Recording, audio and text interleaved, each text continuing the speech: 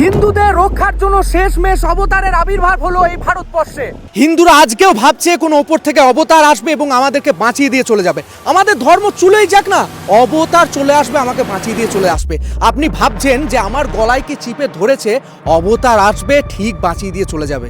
এই ভগবান হাত দিয়েছে, এই ভগবান বুদ্ধি দিয়েছে, এই ভগবান আপনাকে সব কিছুই দিয়েছে। যে আপনার গলাটা চেপে ধরছে তাকে আপনি চিপে ধরুন না, তাহলে দেখবেন আপনি ঠিক বেঁচে যাবেন।